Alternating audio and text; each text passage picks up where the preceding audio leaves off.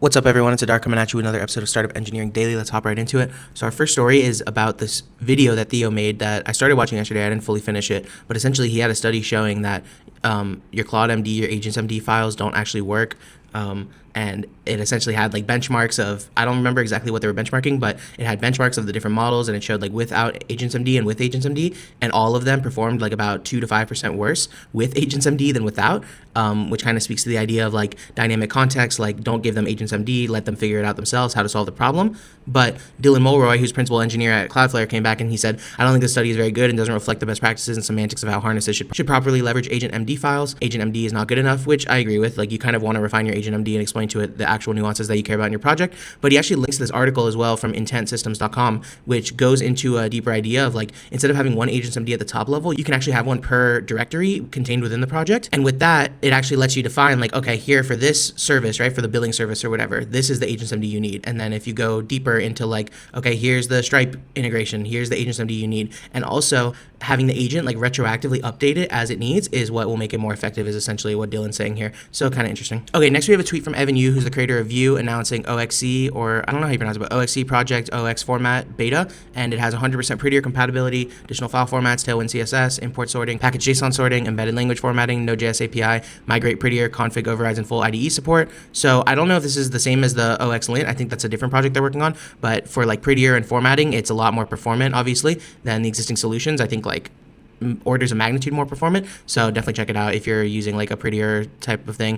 OXC seems to be kind of the next JavaScript toolchain, like they're saying here, written in Rust, that's really going to take over the game, and kind of has started taking over the game already. Okay, next we just have a quick tweet from this guy Pash, who works on Codex at OpenAI and previously head of AI at Klein. I feel like I've heard of them. Oh yeah, like a assistant, but essentially he built a assistant with OpenClaw. He called it his lobster, I guess, and basically was connected to Twitter, and someone was able to basically ask it to help donate because they were like sick. I forget exactly what it was, but like cancer or something like that. So this person asked it for 4 Solana, which I think would be like about $1,000 or so, and but it actually just had a specific coin called like lobster token or something similar to that, and it sent the whole balance to that guy. So the guy actually came away with $450,000 for asking a bot to send him 4 Sol on Twitter. So that's definitely the new era we're in. I know people are going to be trying to abuse this in any way they can, and I know people already are, but this is just an interesting one that got through quite quickly early in the game, and the guy's not even mad about it, but obviously he works at OpenAI, he worked at Meta, so he's doing all right, but $450K to the guy who earned it is very crazy. Okay, next we have a tweet from Anthropic where they said they've identified industrial scale distillation attacks on their models by DeepSeek, Moonshot, and Minimax.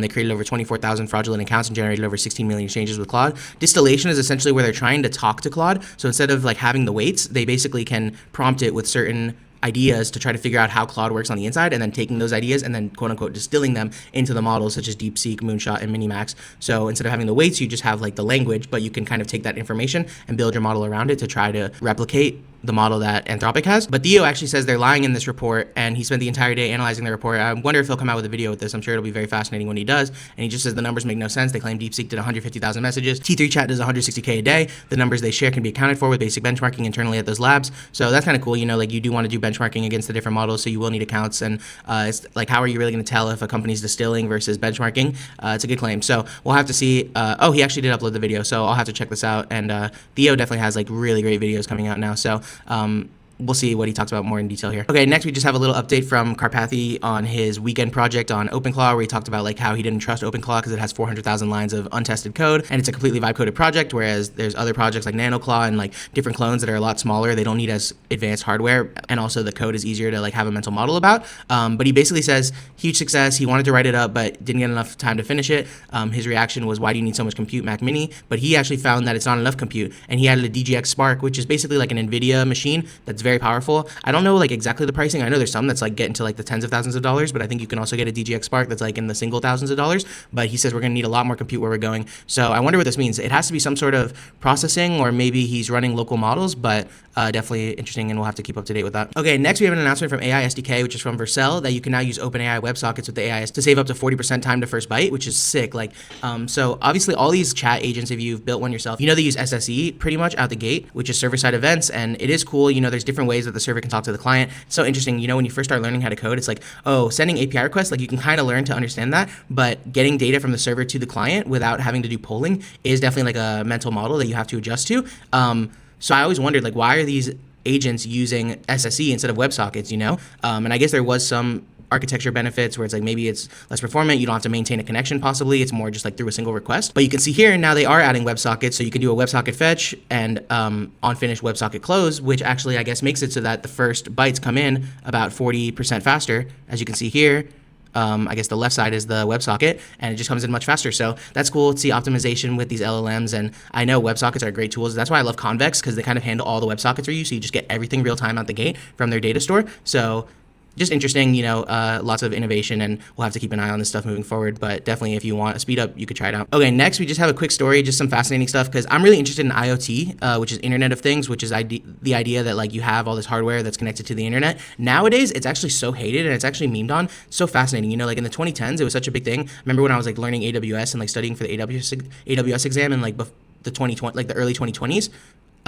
They had a lot of IoT stuff, and it still was like exciting, but it kind of was already starting to become a meme where people are like, if you have anything connected to the internet, it's going to get hacked, which is not necessarily true. But for some reason, these hardware companies just build things so insecurely, and kind of like this guy says, I feel when the entire IoT industry treats auth like it's 2005. So essentially, this guy basically had Claude just reverse engineer the API of his vacuum, DJI Romo, which I guess is DJI, so pretty advanced, and he wants to control an Xbox controller. So he had Claude reverse engineer the API, he had Claude grab the auth token from their cloud servers, the token works, and then he actually realized he was authenticated to 7,000 robot vacuums, which I don't know if that's like the whole fleet that they have, but just very crazy. And basically the backend trusted any valid token for any device. It didn't verify ownership, so he was basically able to get into all of these. I'm sure they've patched it. DJI patches in 2 days, back to being a normal guy with an overpriced Roomba. So just very interesting. I really believe in the future of IoT. I think everything's going to be internet connected. It's all going to be smart. Right now, we're kind of in a low in that industry where people are just like, oh, it's so insecure. Everyone's going to get hacked. Everyone's going to spy on you. The companies themselves are going to spy on you. The police are going to spy on you. So that's tough. I don't know what we're going to do about that moving forward, but in terms of like technological improvements, as long as there's convenience, these things are going to come, and just hopefully they'll be secure in the future. And then just kind of similar on that note as well, we have this story from Jesse Hanley, who is the founder of Bento. There's another Bento that was like a link in bio that just got shut down, owned by Linktree, but it's not that. It's like an email sending platform, it seems.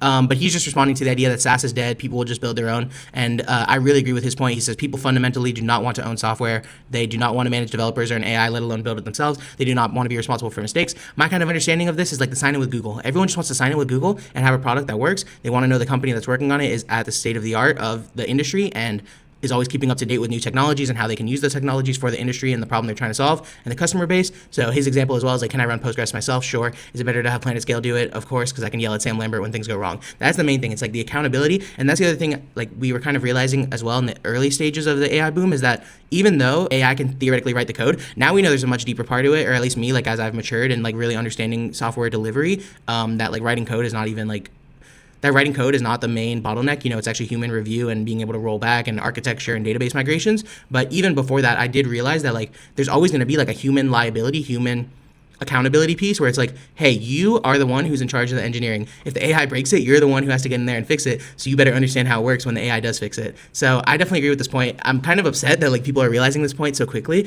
because I thought it was like a contrarian idea of mine that I could like, on some Peter Thiel stuff, like just take advantage of and go to the moon. But people are realizing it. Obviously there is the vibe coders as well who are still going crazy. That's what I realized as well before is like even before the AI boom, there were people on Twitter who were coding stuff that was never going to get launched and it was just for the demo, which is essentially what people are doing now with vibe coding. So it hasn't really changed. There's just new tools to do it. But the people that are building real proper software do understand that like you have to focus on the project you're working on. You have to utilize vendors where you can and services so you can save time and focus on the problem you're solving. Kind of stuff interests you and you want to talk with some like-minded people, join the Audinato Discord in the description. Thanks.